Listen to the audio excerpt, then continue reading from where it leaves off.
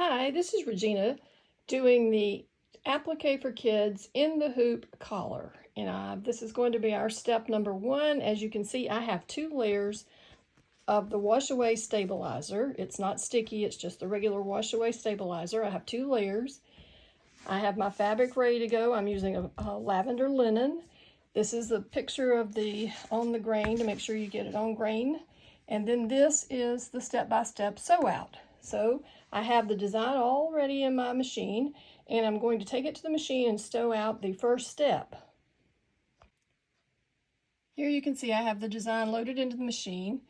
I have my hoop on the machine, and I'm going to do the stitch outline. It's just stitching it right onto the stabilizer.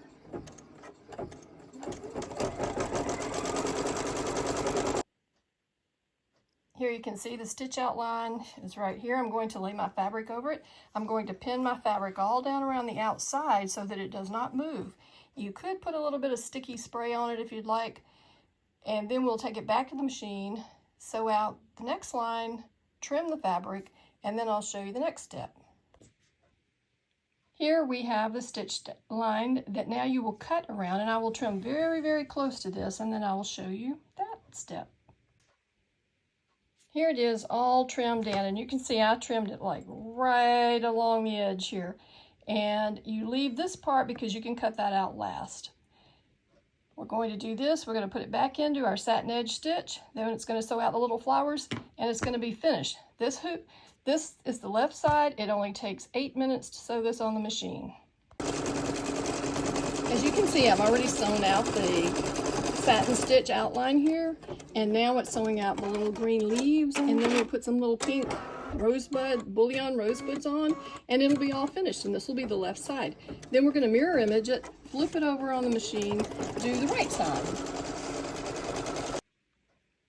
The left side is all finished. Now I'll take it out of the hoop, re-hoop my stabilizer and fabric, and we'll sew out the right side. Just wanted to add that before I take this out of the hoop, I flip it over and I trim off the little fuzzy jump stitch, the cut stitches on the back before I take this to the sink to wash all the stabilizer out. It's easier then. Okay, we're back at the machine, and as you can see, I have flipped the pattern to the right side. So now we will sew that one out. Okay, both sides are finished, and here is what our collars look like. Looks kind of like a pretty butterfly at the moment. They have been trimmed out. I have trimmed as much stabilizer off as you can see. I'm going to take them downstairs. I'm going to run them under, and this is only me. If this is what I do, I run them under I hold them and I rinse them sideways. And I rinse all the stabilizer that I can get off under really hot water. Then I run a pan of really hot water, and I soak these in overnight. And I change the water out 2 or 3 times before I go to bed, and then I let them soak overnight. And hopefully the next day they come out just beautiful. Okay, ladies, I told you when I got the collar all finished, I would be back to show you what I'm doing. So I am making the Children's Corner Harper pattern, and I've cut out a paper pattern, and I sewed the shoulder seams together, and I laid the collar on here. I got it exactly where I want it to meet in the front.